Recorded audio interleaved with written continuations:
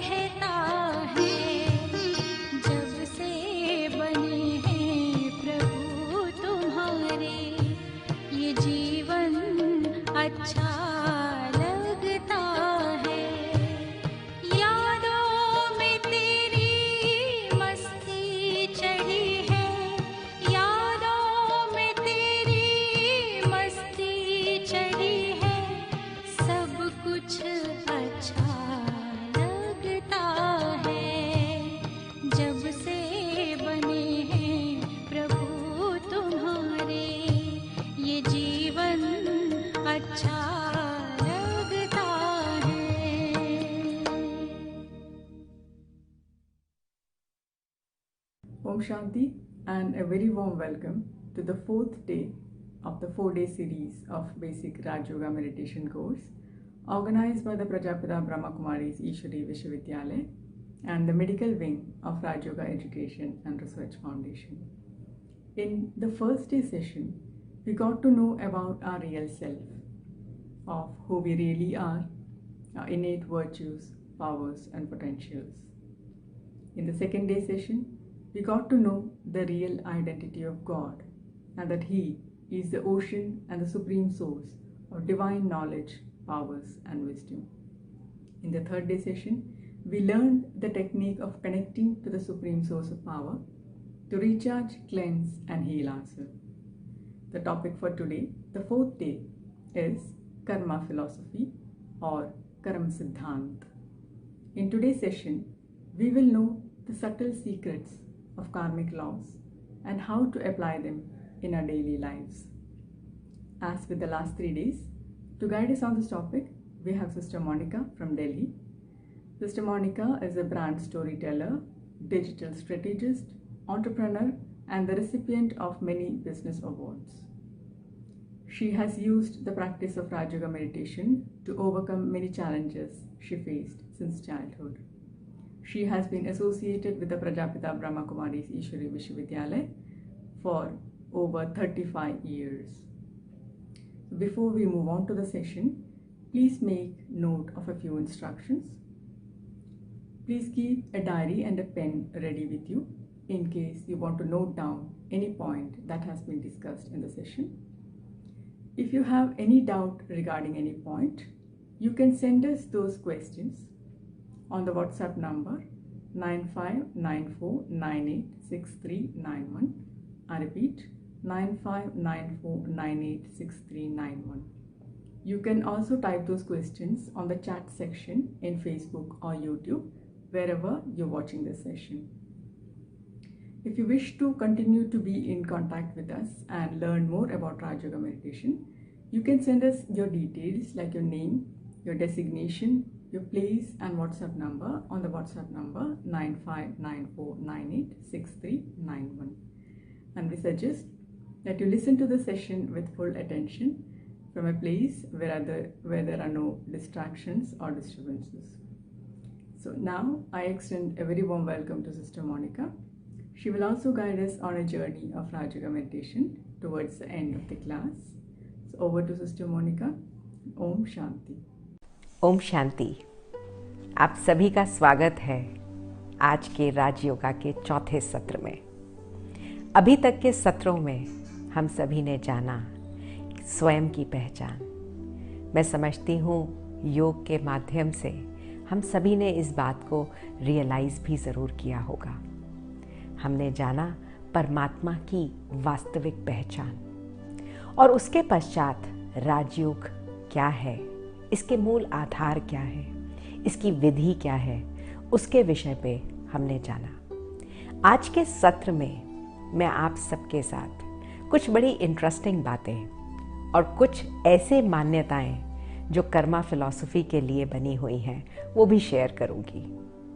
तो सर्वप्रथम हम सभी ने इस बात को समझा और जाना कि राजयोग क्या है। राजयोग 2 शब्दों से बना है, राज जमा योग।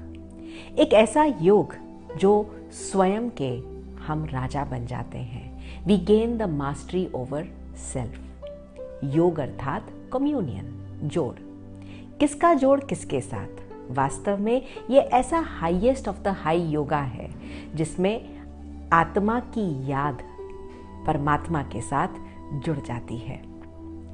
कई बारी मैंने देखा है लोग पूछते हैं कि जब हम योग में बैठते हैं तो अक्सर हमें बहुत से नेगेटिव संकल्प या व्यर्थ संकल्प आते हैं और परेशान होकर के फिर हम योग लगाना छोड़ देते हैं। तो मित्रों, यहाँ पर मैं आप सभी को बताना चाहूँगी that you have to be very patient towards yourself.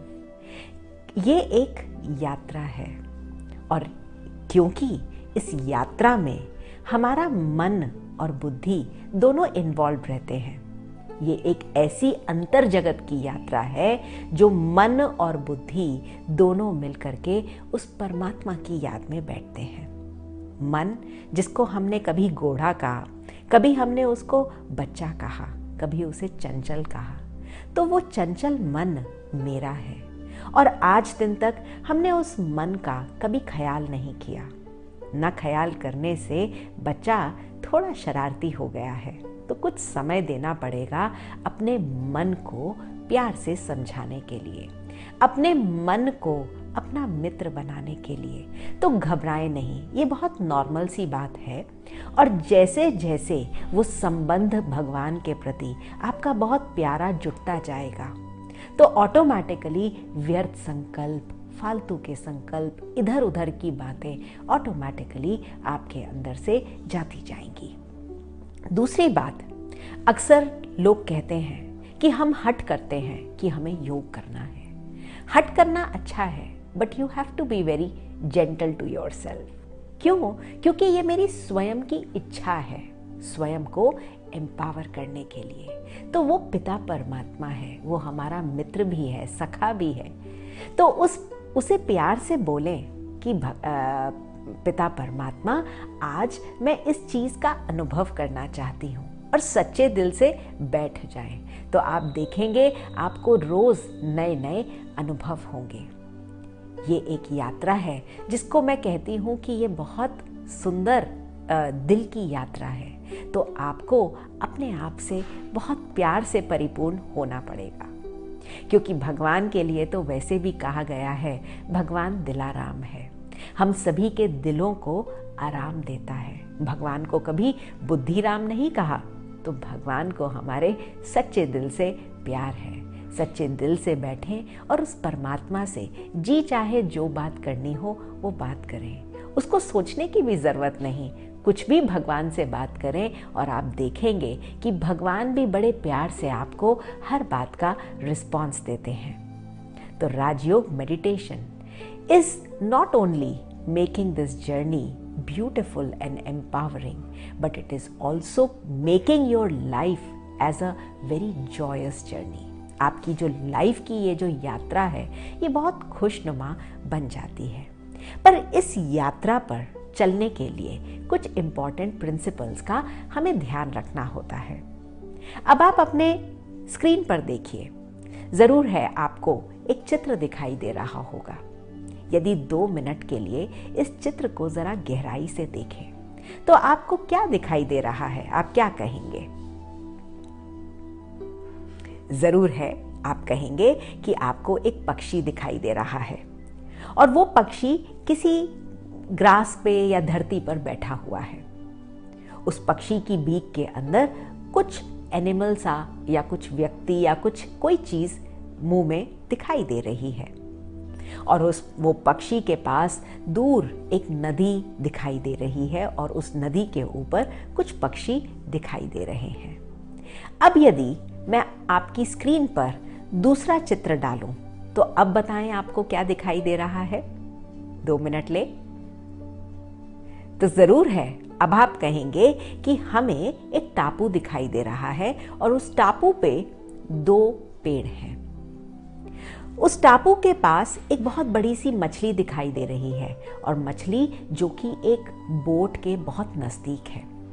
Boat के अंदर एक बोटमैन बैठा है और उसके कहीं दूर आपको ऊपर आकाश भी दिखाई दे रहा है और आकाश के अंदर पंछी उड़ रहे हैं।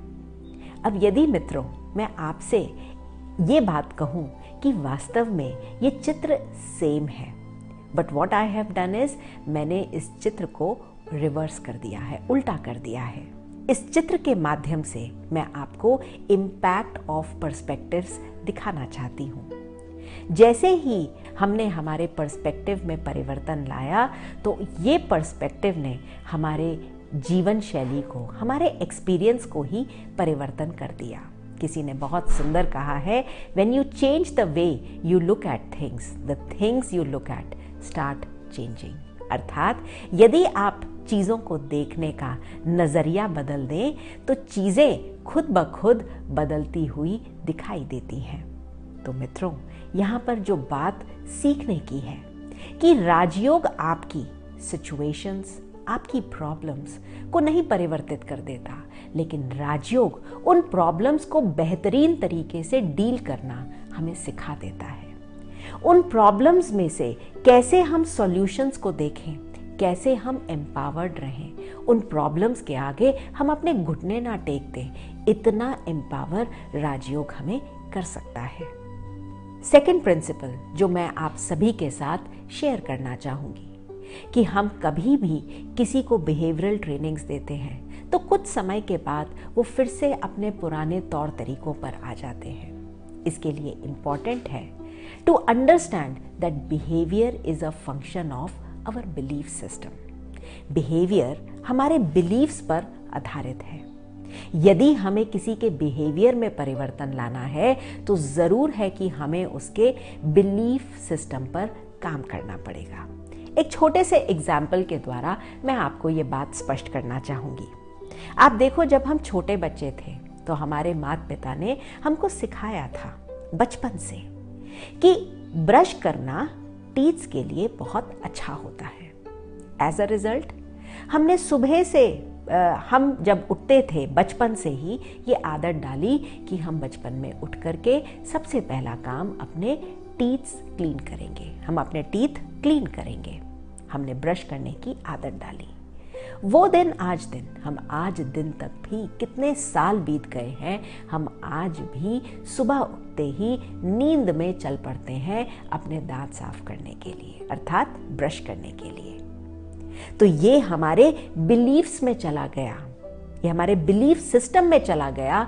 ब्रश करना हमारे दांतों के लिए बहुत अच्छा है। यहाँ पर मुझे एक बहुत पुरानी कहानी याद आती है। आपने महर्षि वाल्मीकि का नाम तो जरूर सुना होगा और ये भी सुना होगा कि वो पुराने समय में बताया जाता है कि वो पुरातन काल में एक डाकू थे। जो भी जंगल से गुजरता वो उसको लूटा करते थे। एक बारी की बात है कि एक सन्यासियों का झुंड वहां से गुजर रहा था। वाल्मीकि ने उनको देखा और सोचा इनके झोले में कुछ ना कुछ तो जरूर होगा, चाहे भोजन हो चाहे कुछ भी, थोड़े बहुत पैसे हो, वो उनको पकड़ करके लूट लिया करते थे। तो उन्होंने जैसे ही उन सन्यासियों को पकड़ा तो सन्यासियों ने बहुत प्यार से गुहार लगाई कि आप हमें छोड़ दो। तो उन्होंने कहा नहीं, मैं तुमको पकड़ लूंगा और पकड़ करके मैं तुमको लूट लूंगा।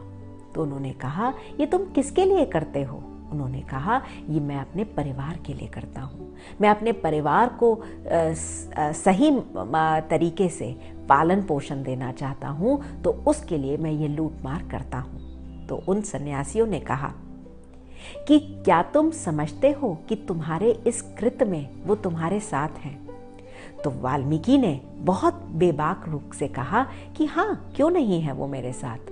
तो उन सन्यासियों ने कहा कि आप अभी जाओ अपने घर और अपने परिवार के सभी जनों से ये बात पूछ करके आओ कि मैं ये कृत्य आप सबके लिए करता हूँ और इस कृत्य के अर्थ जो भी इसकी भोगना होगी, आप सब भी मेरे साथ उसमें बराबर के हिस्सेदार हो।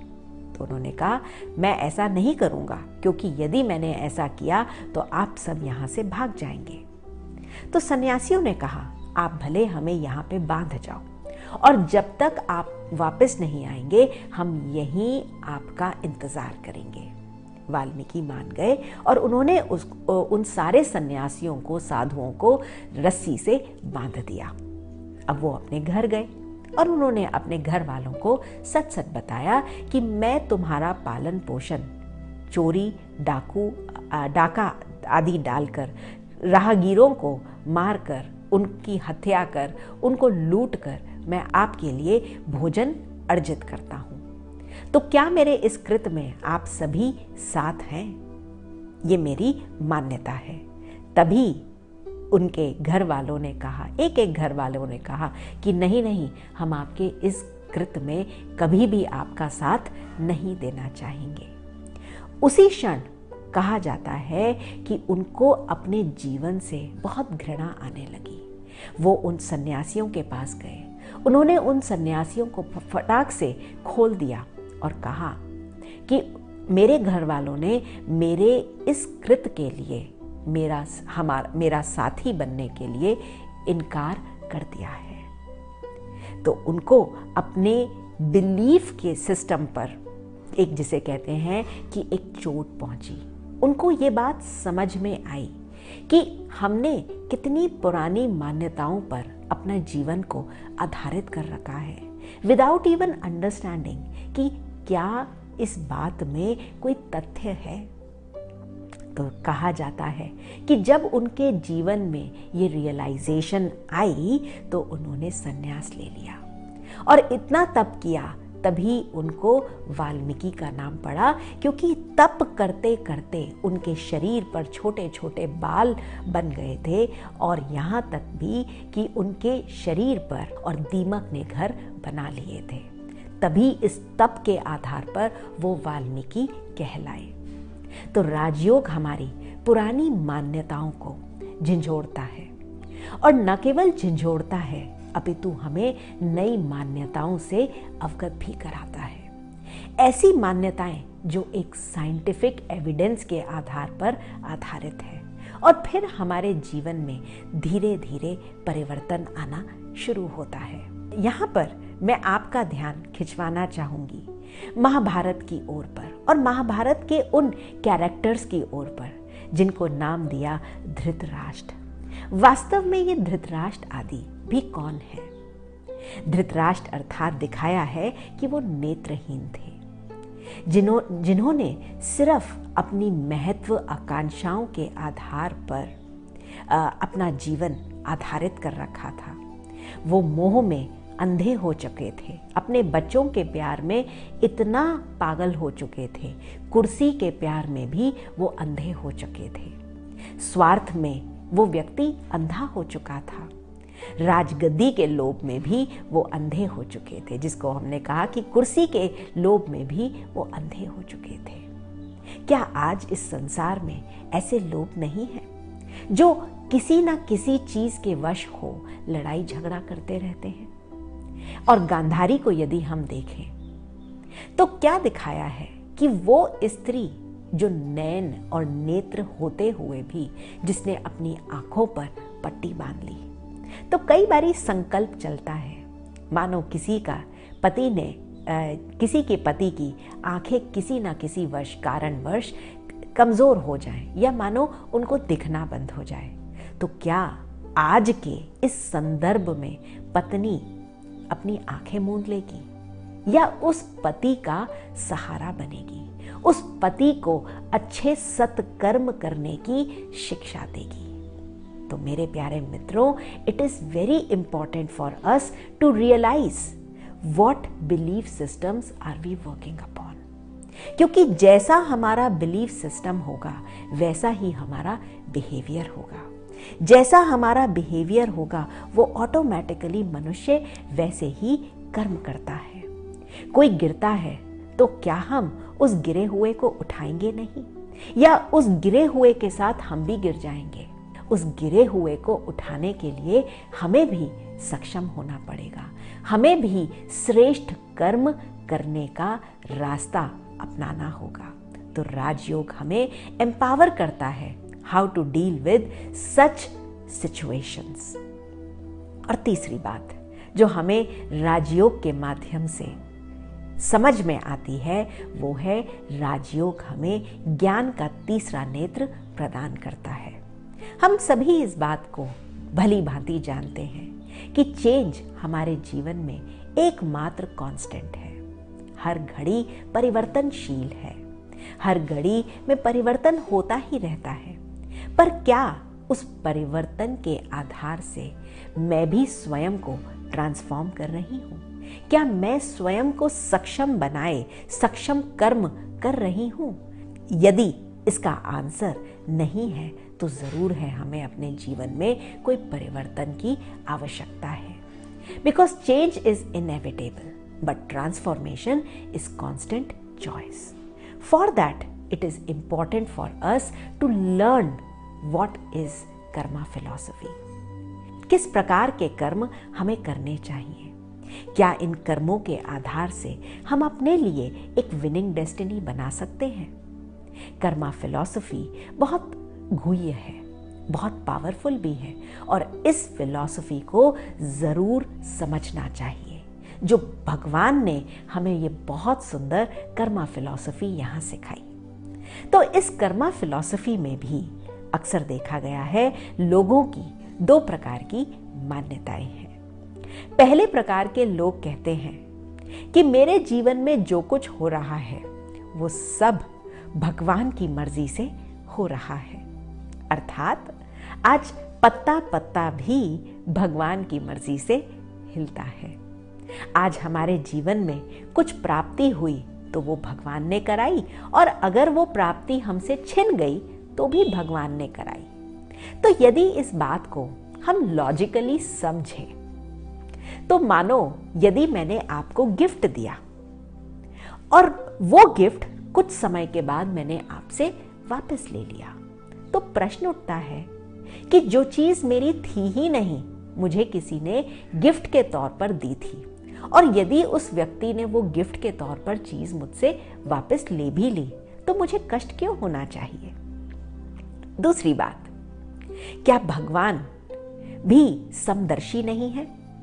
किसी बच्चे की वो बहुत मदद करता है, किसी को वो दुख देता है, किसी को वो कष्ट देता है।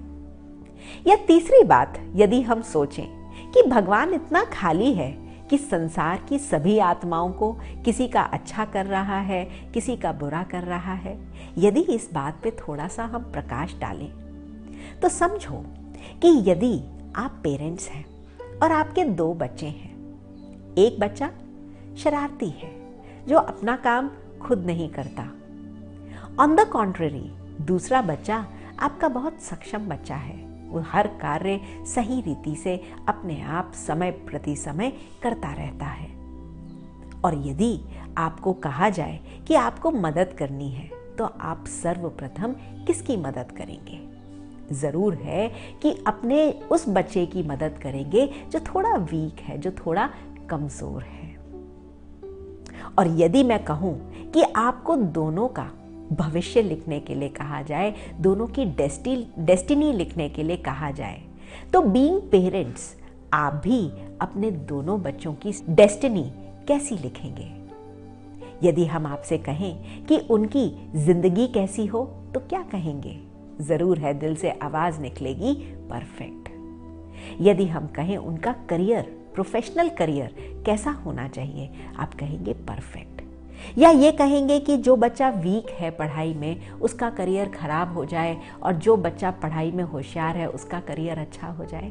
नहीं। बीइंग फिजिकल पेरेंट्स भी आप अपने बच्चों में दुभात कभी भी नहीं कर सकते। तो वो तो पिता परमात्मा है, हम सभी का माता पिता भी है, टीचर भी है, सतगुरु भी है। हम कैसे एक्सपेक्ट कर सकते हैं कि वो माता पिता हमारा बुरा कर सकता है? इस बात को भी समझना बहुत जरूरी है कि कई बारी हम अपने बच्चों के साथ बैठते हैं, हम अपने बच्चों को शिक्षा भी देते हैं, फिर भी वो बच्चा पढ़ाई में बहुत अच्छी परफॉर्मेंस नहीं देता। आप चाहें उस बच्चे को पढ़ाना चाहें, सिखाना चाहें, समझाना चाहें, फिर भी वो बच्चा एग्जाम में कहीं ना कहीं फंबल करता है और वो फेल हो जाता है। अब जब उसके मार्क्स आते हैं, उसको डांट पिटती है और वो रिपोर्ट कार्ड घर लेकर के आता है, तो आप क्या कहेंगे? जरूर है कि हम दुखी हो जाते हैं, हमको बुरा लगता है। पर बुरा लगने के साथ साथ एज पेरेंट्स आप उसके साथ बैठ सकते हैं, आप उसको बहुत प्यार से समझा सकते हैं, आप उसको सांत्वना दे सकते हैं, आप उसकी एक्स्ट्रा क्लासेस लगवा सकते हैं। पर जो इसका कर्म का जो ये कर्म उस बच्चे ने किया, उसका फल अल्टीमेटली उस बच्चे को ही भोगना पड़ता है।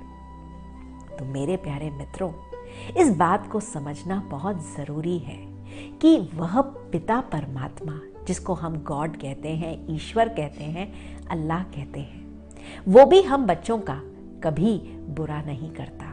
वो तो ज्ञान का सागर है, प्यार का सागर है, सुख का सागर है, आनंद का सागर है। वो सदैव हम बच्चों को ये शक्तियां देने के लिए बैठा हुआ है। वो हम सबको सतमार्ग दिखाता है। उस सत्य मार्ग पर हम बच्चे चले ना चलें, वो हमारे ऊपर है। वो हमारे ऊपर है कि हम उस मार्ग पर चलकर अपने जीवन को सुख स्वरूप बनाना चाहते हैं या नहीं बनाना चाहते। तो यदि अगर हम इस बात को समझें कि वो माता पिता हमारा बुरा करता है, तो ऐसा कभी भी नहीं है। कई बारी लोग भाग्य के आश्रित हो जाते हैं। यदि भाग्य में होगा तो हो जाएगा, नहीं होना होगा तो नहीं होगा। तो प्यारे मित्रों, यदि मेरे सामने भोजन की थाली रखी है और मुझे बहुत भूख लग रही है, तो यदि मैं ये सोचूं कि भोजन यदि मेरे मुख में आना होगा तो आ जाएगा, तो आप क्या कहेंगे कि क्या पूरे जीवन भर भी यदि मैं यूं ही बैठी रहूं इस सोच में कि भोजन मेरे मुख में आना होगा तो आ सकता है? नहीं। कोई भी चीज के लिए हमें पहले पुरुषार्थ करना पड़ता है। हम पुरुषार्थ करते हैं, फिर वो चीज हमको मिलती है। तो कर्मा हमारा अपना है, इसकी हमें रिस्पॉन्सिबिलिटी लेनी चाहिए। तभी कहा गया है, as you sow so shall you reap. जैसा कर्म हम करेंगे उसका फल हमको उसके अनुसार मिलता है। यदि मैंने अच्छा कर्म किया है तो मुझे अच्छा फल, श्रेष्ठ फल मिलेगा। यदि मैंने बुरा कर्म किया है तो मुझे बुरा फल मिलेगा। पर इस बात का आधार है उस कर्म की इंटेंसिटी पर। तो जैसे मैंने अभी समझा कि वास्तव में हर व्यक्ति को कर्म स्वयं ही करने पड़ते हैं, और ये कर्मों का ही फल है जो हर व्यक्ति के जीवन में आज कोई ना कोई प्रकार का सुख दुख समाया हुआ है। कई बारी लोग कहते हैं, मैंने तो किसी के लिए ऐसा नहीं किया था, न जाने मेरे साथ ऐसा क्यों हो गया। मैंने तो सबको जीवन में सुख ही दिया था, फिर न जाने मेरे ही जीवन में इतना दुख क्यों। अक्सर मानो कोई किसी को कुछ कहने के लिए आया, ना चाहते हुए भी वो 2-4 चीजें हमें भी सुना जाता है, और फिर हम अकेले में बैठ कर के सोचते हैं कि हमने तो ऐसा कभी किसी के लिए कुछ किया ही नहीं, तो ये मेरे साथ ही ऐसा क्यों होता है। तो मित्रों, इस बात को आज हम समझते हैं कि जो हम कर्म करते हैं उस कर्म का फल हमें भोगना पड़ता है। अर्थात वो कर्म यदि हमने श्रेष्ठ कर्म किया है तो उस श्रेष्ठ कर्म का फल श्रेष्ठ मिलेगा, श्रेष्ठ फल की प्राप्ति हमको होगी। यदि मैंने किसी के लिए बुरा कर्म किया है तो उस बुरे फल की प्राप्ति भी मुझे ही होगी। As you sow so shall you reap, ये किसी ने बहुत सुंदर कहा है। समझो, मुझे किसी को कोई गिफ्ट देना है। यदि हम किसी के लिए कोई गिफ्ट लाते हैं तो हमेशा हमारे जहन में 2 बातें होती हैं कि उस व्यक्ति के साथ मेरा क्या संबंध है। यदि नज़दीकी का संबंध है तो हम जनरली पैसे के विषय में ज़्यादा नहीं सोचते, और दूसरी बात जो हम सोचते हैं गिफ्ट लाते समय कि पहले इस व्यक्ति ने मुझे किस प्रकार का गिफ्ट दिया है, what kind of gift that person has given to us। तो उस बेसिस पर हम उस व्यक्ति के लिए गिफ्ट खरीदते हैं। अब यहाँ पर यदि आपको कोई कहे कि आज जो आप इस व्यक्ति के लिए गिफ्ट लेकर के आए हैं, चाहे वो हल्का सल्का सा ही है, यही गिफ्ट 1 हफ्ते के बाद आपको भी दिया जाएगा। वो सेम गिफ्ट आपके पास रिटर्न होकर के आएगा। तो क्या अभी भी आप वही सेम गिफ्ट उस व्यक्ति के लिए खरीदेंगे? बिल्कुल नहीं। अब गिफ्ट खरीदने की आपकी जो प्रायोरिटीज हैं वो चेंज हो चुकी हैं। अब पहली चीज आप वो खरीदना चाहेंगे जो आपकी यूटिलिटी की है। चाहे उस चीज को खरीदने के लिए आपको 1000 रुपए और एक्स्ट्रा पे करने पड़े, तो भी आप एक्स्ट्रा पैसे दे करके उस चीज को खरीदेंगे। तो यहाँ पे मित्रों, मैं आप सभी को बताना चाहूंगी कि हमारे कर्म भी एक प्रकार के गिफ्ट की भांति हैं। Every second we create our own destiny. Choice हमारे जीवन में है। ये एक उस फ्रिस्बी की न्याय है जिसको मनुष्य जोर से फेंकता है, और आप सभी जरूर जानते भी होंगे कि वो फ्रिस्बी हमारे पास ही लौटकर हमारे हाथ में आ जाती है। वो कितनी स्पीड से हमारे पास आएगी, वो कितनी फास्ट गति से हमारे पास आएगी, वो डिपेंड करता है कि किस इंटेंसिटी से उस फ्रिस्बी को हमने रिलीज किया है। आप इसको फ्रिस्बी कहें या बॉल कहें। समझो एक बॉल है मेरे हाथ में, उस बॉल को मैं जोर से दीवार पर मारती हूं। जरूर है वो बॉल उस दीवार को छूकर मेरे पास वापस आएगी। यदि उस बॉल को मैं दीवार पर मारती हूं, लेकिन बहुत प्यार से हल्के हल्के उसको मारती हूं, तो वो बॉल दीवार पर टच होकर के धीरे से वो मेरे पास आएगी। इसी प्रकार इस बात को समझें कि ये कर्म भी हमारे पास वापस जरूर आते हैं, इनका फल हमको जरूर मिलता है, पर हर समय हम अपनी डेस्टिनी बनाते हैं। वो कैसे? जो हमने पास्ट में किया वो आज मेरे पास मेरा प्रेजेंट बनकर आ रहा है।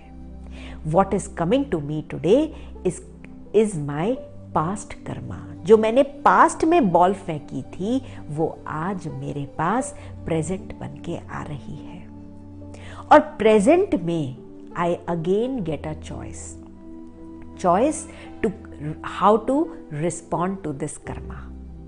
यदि मेरी चॉइस पॉजिटिव है, यदि मेरी चॉइस अच्छी है, सकारात्मक है, तो मैं अपना फ्यूचर भी साथ में क्रिएट करती हूं, and my response is going to decide my future. मेरा फ्यूचर पॉजिटिव होगा या नहीं होगा वो डिपेंड करता है मेरे आज के रिस्पॉन्स पर। तो हर सेकंड हर व्यक्ति अपनी डेस्टिनी खुद क्रिएट करता है, और इसके लिए भगवान ने हमें चॉइसेस दी। मैं आपको एक बहुत सिंपल से एग्जाम्पल के द्वारा इस बात को समझाना चाहूंगी। समझो आज कोई व्यक्ति बहुत गुस्सा करता है, पर यदि हम ये सोचें कि जिस दूसरे व्यक्ति पर इस व्यक्ति ने गुस्सा किया है वो बेचारा कितना दर्द में होगा, तो ऐसा नहीं है मित्रों। जो व्यक्ति गुस्सा करता है वो स्वयं पहले उस गुस्से की अग्नि में खुद जलता है। मैं खुद पहले उस गुस्से की अग्नि में जलती हूं, तब मैं वो गुस्से का स्वरूप बनकर दूसरे को जलाने का प्रयास करती हूं। पर वो जो व्यक्ति जिसको हम गुस्से की अग्नि में जलाना चाहते हैं, उसके पास भी 4 चॉइसेस हैं। पहली चॉइस है कि वो इग्नोर करके चला जाए। अक्सर देखा गया है कि लोग ऐसी चीजों को इग्नोर नहीं करते, अतः वो उस पूरे सिचुएशन पर रिएक्शन थ्रो करते हैं या उस चीज को रिफ्लेक्ट करते हैं। जिस इंटेंसिटी से मैंने गुस्सा किया उससे दुगनी इंटेंसिटी से उस व्यक्ति ने भी गुस्सा किया। अब यदि हम इस सिचुएशन को देखें तो मैंने एक बॉल जोर से मारी, उस व्यक्ति को वो बॉल जोर से लगी और उसने दुगनी इंटेंसिटी से मुझे भी हिट करते हुए उस बॉल को मारा, अर्थात रिएक्ट किया। रिस्पॉन्स नहीं दिया, रिएक्ट किया, रिफ्लेक्ट करा वो गुस्सा फिर से मेरे ऊपर। अब क्या होगा? मैं भी तिगुनी गुस्से से उस व्यक्ति के पास वो ही गुस्सा फिर फेंकूंगी। अब अक्सर देखा गया है कि इन 2 व्यक्तियों के बीच में लड़ाई झगड़ा हो जाता है। तभी आप आज देखें कि सड़कों पर रोड रेज कितना कॉमन हो गया है। छोटी सी बात होती है एंड लोग लड़ने लगते हैं, जिसके लिए कई लोग बहुत सुंदर एग्जाम्पल देते हैं कि हमारे पास जैसे एक मैच स्टिक है, मैच स्टिक का हेड भी है और उसकी बॉडी भी है। जरा सी फ्रिक्शन एंड इट फ्लेयर्स। पर भगवान कहता है, बच्चों तुम्हारे पास सिर भी है और तुम्हारा भी शरीर है, लेकिन इस सिर के अंदर मैंने तुम्हें बुद्धि भी दी है और मन भी दिया है। क्यों नहीं तुम हर कार्य सोच और समझ करके करते हो? क्यों तुम दूसरों की मत पर चलकर, पर मत पर, मन मत पर चल करके अपने जीवन को हम नकारात्मक बना रहे हैं?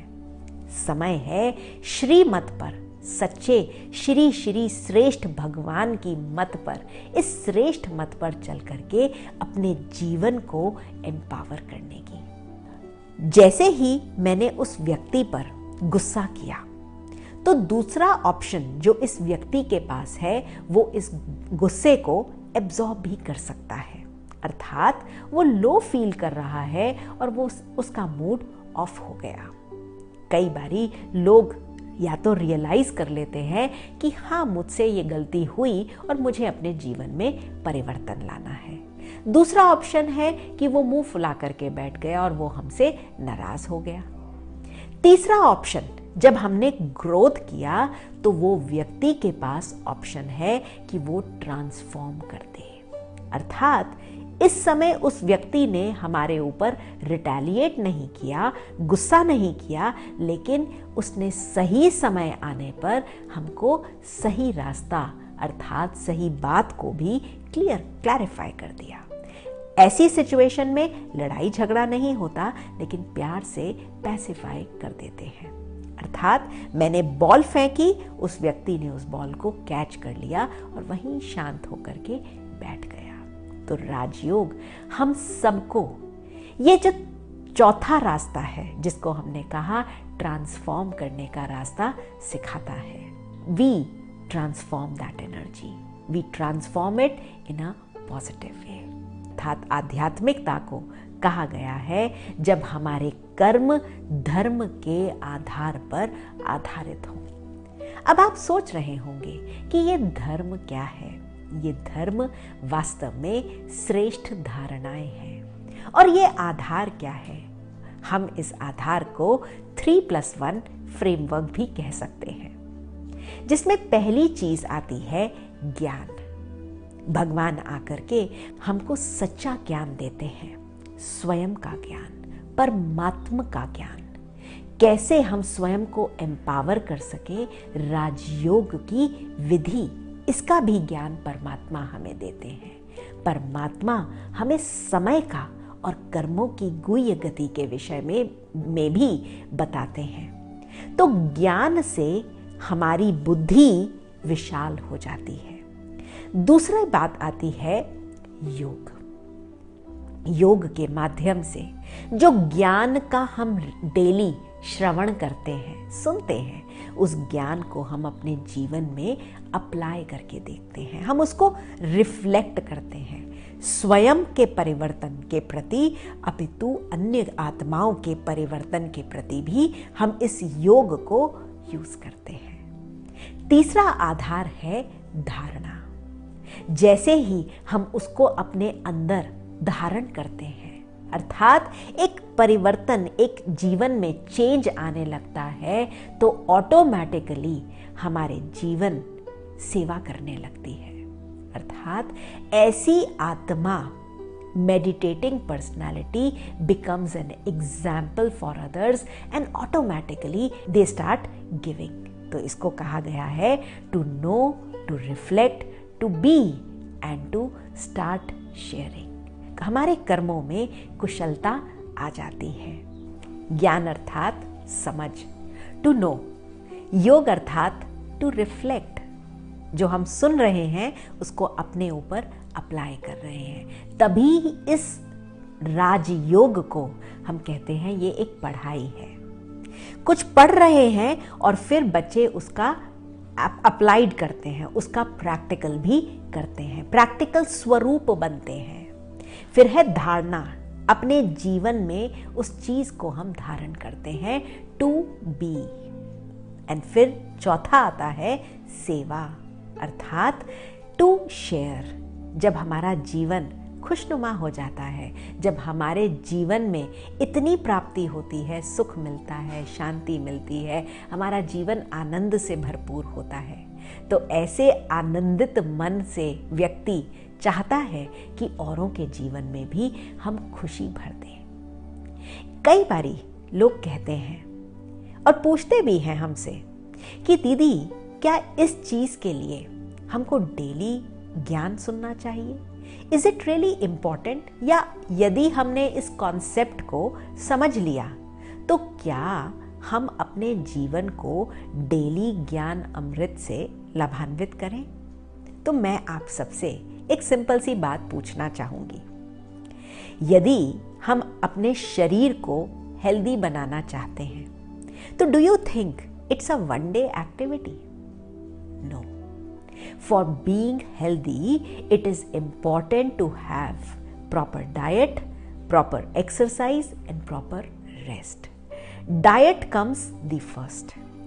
डेली बढ़िया भोजन हमें अपने शरीर को खिलाना पड़ेगा।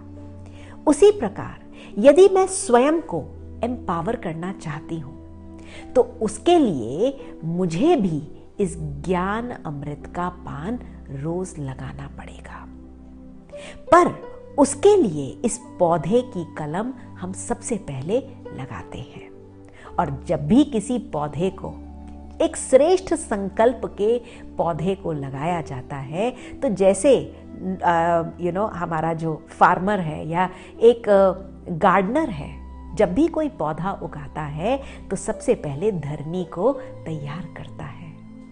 हम भी अपने मन और बुद्धि से बात करते हैं कि हाँ, आज के परिप्रेक्ष्य में जरूरी है, हम चाहते हैं हमारा जीवन खुशियों से भर जाए, हमारा जीवन शांति से भर जाए, हमारा जीवन जो कंफ्यूजन में रहता था, छोटी छोटी बातों में गुस्सा करता था, एंग्री हो जाता था, इरिटेट हो जाता था और ना चाहते हुए भी हम कुछ भी बोल देते थे, आज हम अपने जीवन में ये निर्णय करें कि क्या मैं अपने जीवन में परिवर्तन लाना चाहती हूँ, अर्थात इस धरनी को तैयार करें। तभी कहा गया है, दान सदैव पात्र को देखकर दें। पात्रता देखें। यदि हमारी बुद्धि में पात्रता नहीं है, नीड ही नहीं है, तो हम उसको ज्ञान नहीं दे सकते। तो हम स्वयं की इंटेलेक्ट को पहले तैयार करें। दूसरी बात, खाद डलती है। यदि वृक्ष को उगाना हो तो पहले खाद डालिए। खाद किस चीज की? सत्संग की खाद। रोज इस सत्य का संग हमें करना होगा। इस पढ़ाई को सत्संग भी कहा गया है। सत्संग वो जगह है जहां 3 बातें सत्य हों। पढ़ाने वाला पिता परमात्मा जो हमें पढ़ाते हैं वो भी सत्य। तभी उनको क्या कहा गया है? सत्यम शिवम सुंदरम। जिसको पढ़ाते हैं वो भी सत्य हो। शरीरों को नहीं पढ़ाते, वो हमारी आत्मा को पढ़ाते हैं। और तीसरी बात, जो ज्ञान वो सुना रहे हैं वो भी सत्य हो। स्वयं का ज्ञान, आत्मिक ज्ञान, परमात्मिक ज्ञान, स्वयं परमात्मा आकर हमें सिखाते हैं। तीसरी बात, जल डालना होता है, पानी डालना होता है। पौधे को यदि हमें उगाना है तो यहाँ पर भी रोज इस ज्ञान अमृत का हमें पान करना जरूरी है। यदि पेट को एक दिन भोजन ना खिलाएं और आपका व्रत उपवास नहीं है तो जरूर है कि पेट मांग करेगा कि भूख लग रही है। और यदि 2 दिन हो जाए तो आपको बहुत वीक लगेगा, सिमिलरली आज जो हमारी मन बुद्धि वीक हो गई है, छोटी छोटी बातों में इरिटेशन, छोटी छोटी बातों में जो हमें गुस्सा आता है, उसका रीज़न है कि हमारा मन और बुद्धि की बैटरी को हमें चार्ज करना पड़ेगा। और इस बैटरी को चार्ज करने का जो मूल आधार है वो है ज्ञान अमृत। और फिर वातावरण का भी हमें ख्याल करना पड़ेगा, अर्थात कैसे माहौल में हम इस वृक्ष की पालना कर रहे हैं, सत्य का संग करें। यदि कहा जाता है man is known by the company he keeps, because company can colour you. Similarly हमारा संग कौन सा है, क्या हमने अच्छा श्रेष्ठ संग रखा है? क्योंकि यदि वो पेड़ वीक है, जैसे होता है ना कि कुछ क्रीपर्स होते हैं, वो क्रीपर्स उगने के लिए पहले आप उनको बांधते हैं किसी एक पुख्ता वृक्ष के ऊपर। तो यदि हम भी जो एक अभी हमने वृक्ष पौधा लगाया है श्रेष्ठ संकल्पों का, श्रेष्ठ कर्मों का, तो इस पौधे को भी एक श्रेष्ठ संग देना बहुत ज़रूरी है। फिर कहा जाता है धूप भी देनी होती है, तो फिजिकल पौधे को हम धूप दिखाते हैं तभी वो पौधा ग्रो करता है। यहाँ पे भी परमात्मा का जो सानिध्य है वो हमारे लिए शक्ति का स्रोत है। रोज उसको याद रखना, और वो पिता परमात्मा उस शक्ति से हमारे जीवन को स्वयं एम्पावर कर देते हैं। फिर छठी बात आती है कि ध्यान रखना है। जैसे एक पौधा लगाया, उसमें से सबसे पहले 2 कोपलें निकलती हैं, तो एक माली ध्यान रखता है, एक समझदार माली ध्यान रखता है कि ये जो 2 कोपलें निकली हैं कहीं इसको चिड़िया आकर टुंगा ना मार दे, और अगर चिड़िया ने आकर के चुग लिया तो वो पौधा वहीं नष्ट हो जाता है। सिमिलरली ये जो श्रेष्ठ संकल्पों का जो हमने आज बीज बोया है, आज हम चाहते हैं अपने जीवन में परिवर्तन लाना, तो हमें ध्यान रखना है कि कहीं माया रूपी चिड़िया, अर्थात जो हमारे पुराने स्वभाव, संस्कार, बातें हैं, कहीं वो फिर से हमको एम्पावर ना कर ले। तो चलिए सीखते हैं कि कैसे इसके लिए हमें 4 प्रकार के कर्मों पर ध्यान देना है, जिसको मैं आपको एक बहुत सिंपल रीति से समझाना चाहूंगी। जैसे आज हमने पौधा लगाया आम का, एक माली उस पौधे की संभाल रखता है, उस पौधे को देखभाल करता है और सुचारू रूप से उसमें धूप, पानी सब कुछ देता है, उसमें खाद डालता है, सब कुछ उसका ध्यान रखता है, मेहनत करता है। कुछ वर्षों के पश्चात उस पौधे में से आम निकलते हैं। वो आम सबको बांट करके खुद भी खाता है और औरों को भी खिलाता है। वो बड़ा वृक्ष जो बन गया है वो सबको छाया देता है। जब वो वृक्ष के सारे आम सभी ने खा लिए, अब वो वृक्ष फिर से ठूंठ हो गया, तो फिर से हम उस पौधे में, हमको याद आता है कि हमको फिर से इस पौधे में पानी देना है, इस पौधे का हमें फिर से ख्याल रखना है। इसी प्रकार मित्रों, जो सबसे पहला हमने कर्म किया, हमने श्रेष्ठ संकल्पों का पौधा लगाया, इसको हम कहते हैं श्रेष्ठ कर्म। हमने श्रेष्ठ कर्म किया, वो पौधा एक वृक्ष बन गया और वो वृक्ष अब फलदायक हो गया, उसमें से फल निकले, तो वो फल हमने तोड़कर खाए। ये है अकर्म। इस कर्म का कोई फल नहीं है। हमने मेहनत करी थी, श्रेष्ठ कर्म किया था, हमने पौधा लगाया था, वो पौधा बड़ा हो गया, अब उसमें से फल निकल रहे हैं, अब वो फल हम खा रहे हैं। खाते खाते हम भूल गए कि हमें पौधे का भी ख्याल रखना है। तो फिर जब याद आया तो हमने कुछ कुछ सुकर्म करने शुरू करे। हमने उस पौधे में खाद डाली, हमने उस पौधे में जल डाला। फिर समय बीतता गया और जैसे ही वो पौधा फिर फलदायक होने लगा तो हमने अपना नाम मान शान लोगों को दिखाना शुरू किया। अक्सर लोग उस पर अपना वृक्ष पर नाम लगा देते हैं, जतलाते हैं कि देखो ये मेरी वजह से इतना सुंदर वृक्ष फलीभूत हो पाया है। अर्थात हमने कुकर्म करने अर्थात विकर्म करने शुरू करे।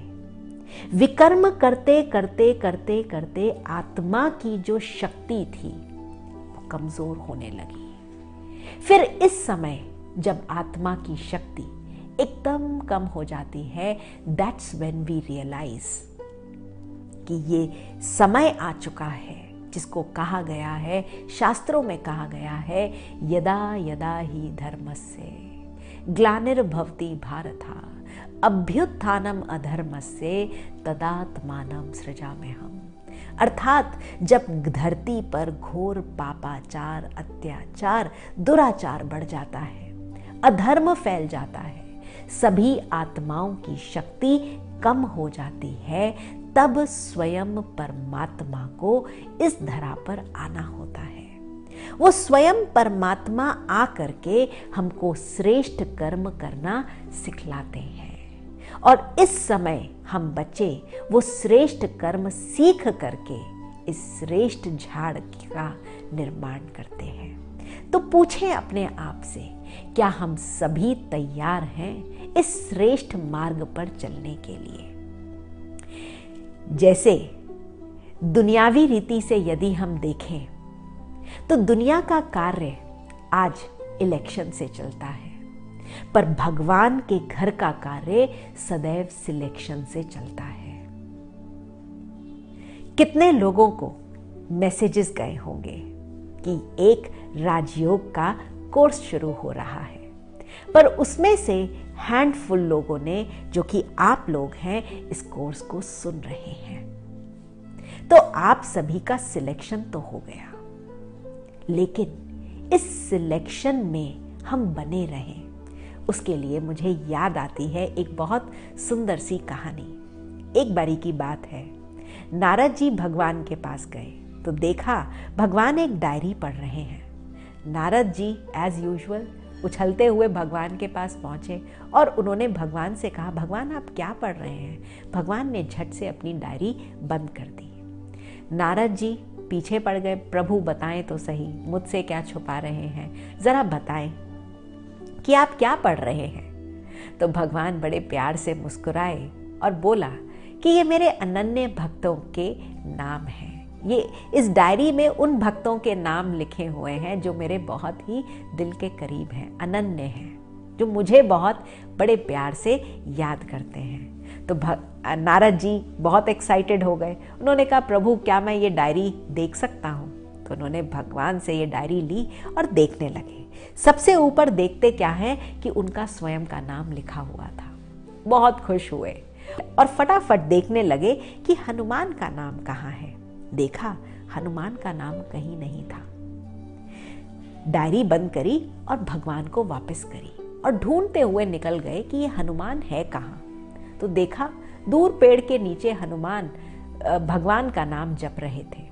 तो उसके पास जाकर बोले कि तुम हनुमान ढोंग आदि मत करो, ये सब ढोंग दिखावा है। तुम्हें पता है मैं अभी भगवान के पास से आया हूँ और उनकी वो डायरी देख करके आया हूँ जिसमें जो भगवान के अनन्य भक्त हैं उनके नाम लिखे हुए थे, और देखा उसमें सबसे ऊपर मेरा नाम था और पूरी डायरी में तुम्हारा कोई भी नाम नहीं था, तुम्हारा नाम नहीं था। तो हनुमान बड़े प्यार से मुस्कुराए और उन्होंने बोला, मुझे किसी डायरी में आने का कोई शौक नहीं, मेरे तो दिल में ही भगवान समाया हुआ है। तो नारद जी ऐसे करके चले गए। अब अगले दिन वो फिर भगवान के पास पहुंचे और देखा कि आज भगवान बहुत गंभीर मुद्रा में हैं और कुछ पढ़ रहे हैं, और आज भगवान के पास एक बहुत छोटी सी डायरी थी। नारद जी फिर भगवान के पास गए। भगवान ने वो डायरी बंद करी और छुपा ली। नारद जी ने कहा, भगवान ये क्या पढ़ रहे हैं? तो ना चाहते हुए भी भगवान को बताना पड़ा कि भाई ये वो डायरी है जिस डायरी में जिन बच्चों को मैं सबसे ज्यादा याद करता हूँ, सबसे ज्यादा प्यार करता हूं। नारद जी ने झट से उस डायरी को देखा और मैं आप सभी को बताना चाहूंगी कि उस डायरी को देखने का सौभाग्य मुझे भी प्राप्त हुआ, जिसमें आप सभी के नाम भी लिखे हुए थे। सबसे ऊपर हनुमान का नाम था और उसके साथ साथ आप सभी के नाम भी उसमें लिखे हुए थे। ये वो डायरी थी जिसको भगवान सबसे ज़्यादा प्यार करते हैं और सबसे ज़्यादा याद करते हैं। तो अपने आप से पूछें कि भगवान ने तो हमें सिलेक्ट कर लिया, भगवान तो रेडी है हम सभी को एम्पावर करने के लिए। क्या हमारे पास समय है उसके प्रति 2 घड़ी निकालने के लिए, उसको देखने के लिए, उससे बात करने के लिए, उसकी बात सुनकर स्वयं को एम्पावर करने के लिए? वो प्यार का सागर बैठा हुआ है, अपना प्यार हम बच्चों को लुटाने के लिए। वो ज्ञान का सागर बैठा हुआ है अपना सर्वस्व देने के लिए। क्या हमारे पास समय है उस परमात्मा से वो सच्चा प्यार, वो सच्चा सुख प्राप्त कर अपने जीवन को सक्षम बनाने के लिए? पूछें। ओम शांति। चलते हैं एक बहुत सुंदर यात्रा पर। जो आज हमने सुना उसका हम स्वरूप कैसे बन सकते हैं, आइए चलते हैं।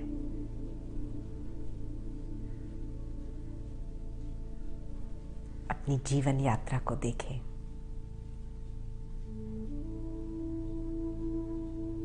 कई बारी मन में ये संकल्प उत्पन्न होते हैं, मैंने तो कभी किसी का बुरा नहीं किया, किसी को दुख नहीं दिया,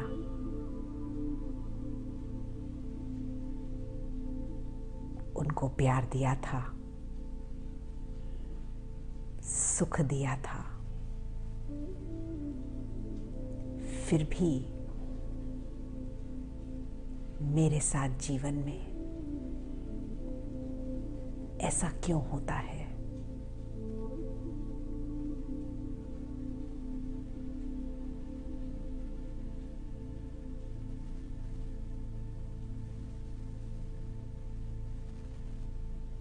तो आज हमने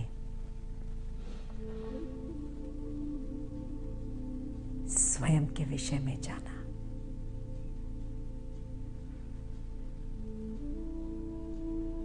स्वस्वरूप के विषय में समझा। I am a point of light and mind that sits in the center of the forehead.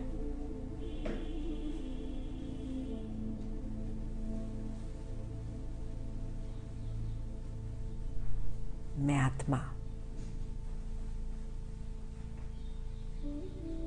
चैतन्य सत्ता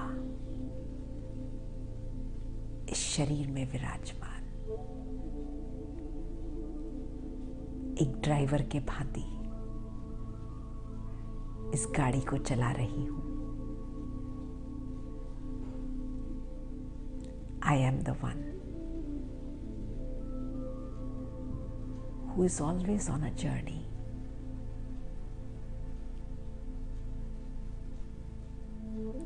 एक शरीर में प्रवेश करती हूं, पार्ट प्ले करती हूं, पूरा जीवन न जाने कितने पार्ट प्ले करती हूं।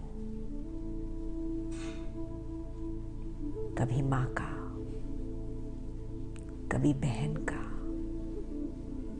कभी बच्ची का,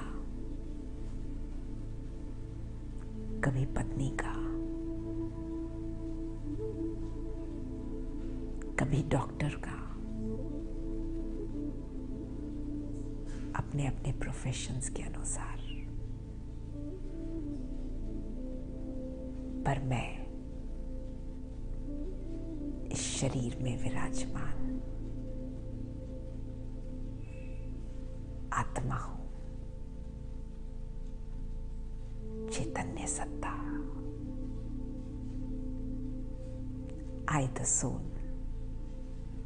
I'm always on a journey. हर जन्म में मैंने अनेक रोल्स प्ले किए हैं और हर एक रोल में अनेक कर्म भी किए हैं। अब समय है जब स्वयं परमात्मा आया है, वो मेरा पिता है, पिता बनकर भाग्य का, श्रेष्ठ भाग्य का वर्षा दे रहा है, सुख शांति की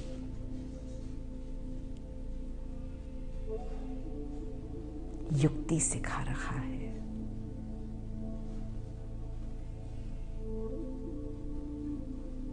समय है श्रेष्ठ कर्मों का खाता जमा करने का। तो आइए, आज दिन तक भगवान को मानते थे, अब समय है उसकी बातों को मानने का, उसकी बातों का श्रवण करने का, उसके मार्ग पर चलने का, अपने जीवन को शक्तिशाली बनाने का।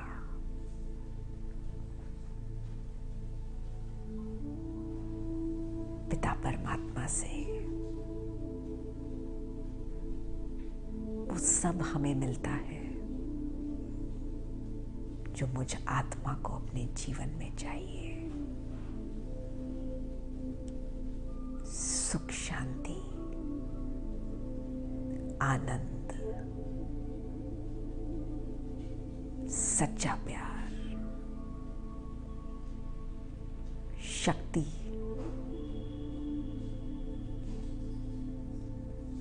हर सिचुएशन का सामना करने की, हर परिस्थिति में परिपक्व हो स्टैंड करने की शक्ति।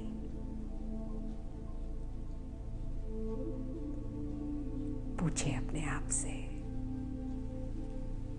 क्या हम तैयार हैं उस पिता परमात्मा से सच्चा रिश्ता, प्यार भरा जोड़ने के लिए?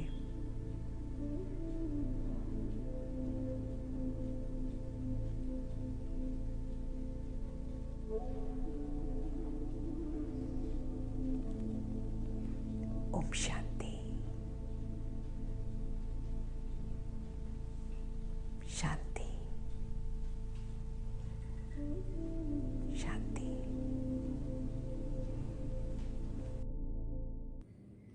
Om Shanti. Thank you very much, Sister Monica, for guiding us on the journey of Raj Yoga meditation for the past 4 days very beautifully. You also helped us experience the practical applications of Raj Yoga meditation. You have also answered all our questions. I hope all of you have benefited from all the 4 sessions and had very beautiful experiences of the same.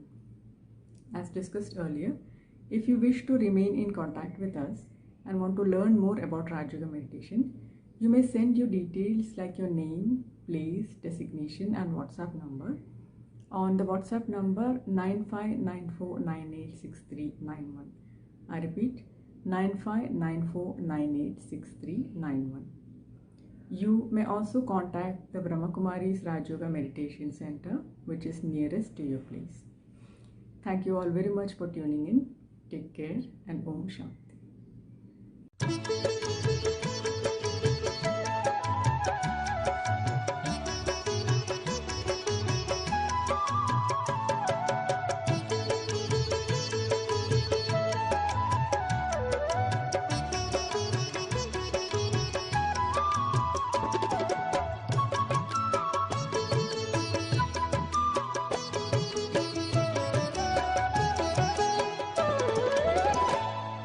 सदा खुश रहो, मुस्कुराते रहो, सदा खुश रहो, मुस्कुराते रहो, खजाना खुशी का लुटाते रहो, खजाना खुशी का लुटाते रहो, गाते रहो, गुनगुनाते रहो, गाते रहो, गुनगुनाते रहो, मिलन प्यारे प्रभु से मनाते रहो, मिलन प्यारे प्रभु से मनाते रहो, सदा खुश रहो।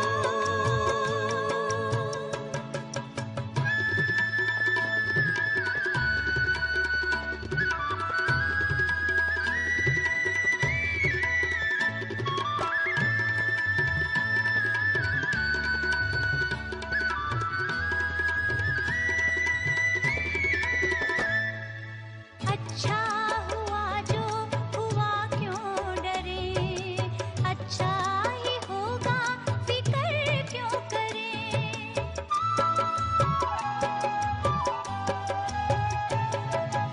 अच्छा हुआ जो हुआ, क्यों डरे, अच्छा ही होगा, फिक्र क्यों करे, हर बात में सबका कल्याण है, हर बात में सबका कल्याण है, खुशी का मरम ये सुनाते रहो, सदा खुश रहो, मुस्कुराते रहो, खजाना खुशी का लुटाते रहो, सदा खुश रहो।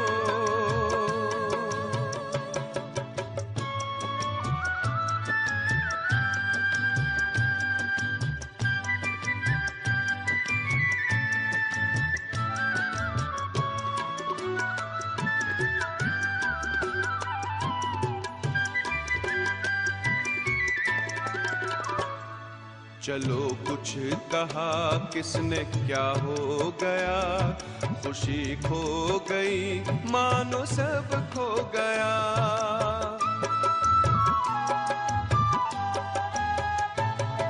चलो कुछ कहा किसने क्या हो गया, खुशी खो गई मानो सब खो गया, खुशी जैसी कोई दवा ही नहीं, खुशी जैसी कोई दवा ही नहीं, ये अमृत है सबको पिलाते रहो, गाते रहो, गुनगुनाते रहो, मिलन प्यारे प्रभु से मनाते रहो, सदा खुश रहो।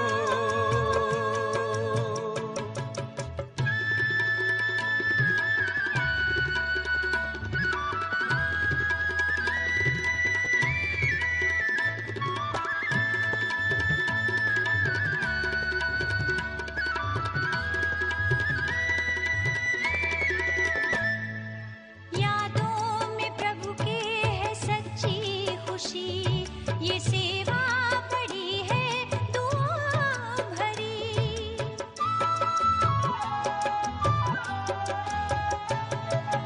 यादों में प्रभु के है सच्ची खुशी, ये सेवा बड़ी है दुआओं भरी, ये मुस्कान वरदान भगवान का, ये मुस्कान वरदान भगवान का, नाचो खुशी में नचाते रहो, सदा खुश रहो, मुस्कुराते रहो, खजाना खुशी का लुटाते रहो, गाते रहो, गुनगुनाते रहो, मिलन प्यारे प्रभु से मनाते रहो, सदा खुश रहो।